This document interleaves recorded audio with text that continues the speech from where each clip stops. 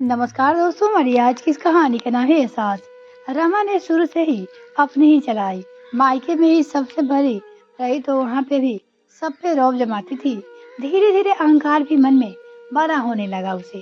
शादी करके जब ससुराल आई तो यहाँ भी बड़ी बहू का औहदा मिला उसे।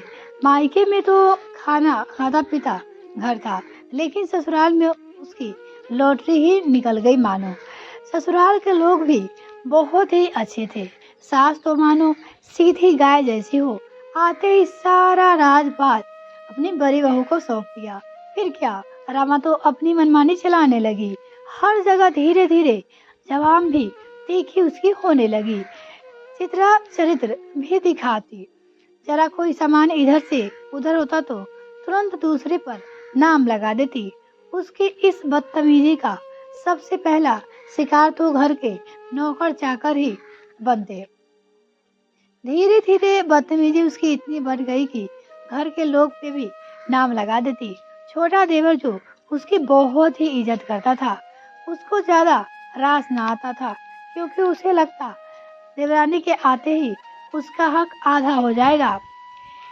एक पुश्तैनी जमीन जो अब सरकारी भूमि अधिग्रहण में आ रही थी, उसका मुआवजा भी बहुत मोटा आया था। बैंक में से पैसे निकालकर देवर और उसके पति ला रहे थे। रास्ते में बदमाश पीछे लग गया। दोनों भाइयों ने बहुत कोशिश की, लेकिन बदमाश बैग छीनकर ले गया। छीना झपटी में बड़े भाई को ज्यादा चोट आई, छोटे को कम। परिवार को पता चला, सभी के हाथ पैर फूल गए। अस्पताल में जाया गया तो दोनों भाइयों को बड़े भाई की पत्नी रमा ने अस्पताल में ही हंगामा काटना शुरू कर दिया कि देवर कैसे बच गया, सारी चोट उसके पति को ही क्यों लगी। वो हंगामा करने लगी। घर के लोगों को आंखें आंसुओं से भरी थी और रमा ने बेशर्मी साध रखी थी। तब उसके देवर अनिल ने कहा, भाभी, आपको जो समझना है समझो, सांस में आज नहीं है।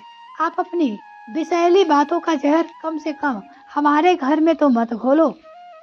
बोले, आप तो अभी कुछ ही सालों से आई हो। हम भाई भाई तो बचपन से ही साथ रहे हैं। सब जानते हैं कि हमसे कितना प्रेम है।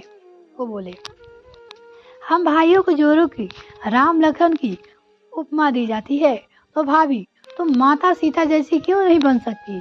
क्या आवश्यक यही है कि घर में लड़ाई झगड़ा हो। घर को प्रेम एक मंदिर भी तो बनाया जा सकता है। अनिल बोला, मात्र रुपये पैसा और जमीन जायदाद के विवाद में अगर सबसे ज्यादा रिश्ता कोई रिश्ता है तो भाई भाइयों का ही है। बहनों भी कभी अपना रिश्ता इतना खराब नहीं करती जितना भाई भाई के रिश्ते में विष घुल जाता है।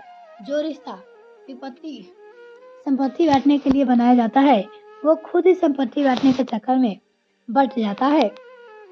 रमा को भी अपनी गलती का एहसास होता है। उसकी आंखें से पानी टपकने लगता है। फिर अंदर से डॉक्टर साहब आकर बोले, भाई, विदुल की सलामती का समाचार सुनाते ही जिसे सुनकर सबको राहत की सांस मिलती है। 8 दिन अस्पताल की भाग दौड़ में ही निकल गए।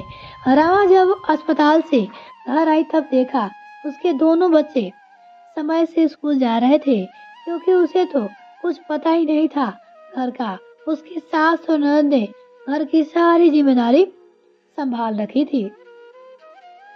उसे पति को सही होने में काफी समय लग गया। देवर और ससुर ने सारा व्यापार अच्छी तरीके से संभाल कर रखा। उसे और उसके बच्चे को कहीं भी कमी न होने दी।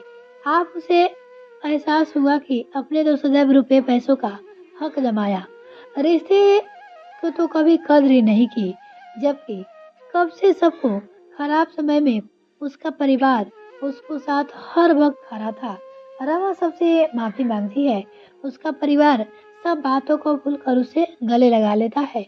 रिश्ते बड़े नाजुक होते हैं, छोटी छोटी बातों से आहत हो जाते हैं, इसलिए सभी थोड़ा सा झुक जाए तो शायद रिश्ते बच जाए। शायद इसीलिए ही फूलों वाली डालियां भी झुकी हुई होती है। ये कहानी आपको कैसी लगी कमेंट में जरूर बताइएगा। मिलते हैं किसी और वीडियो में फ्रेंड।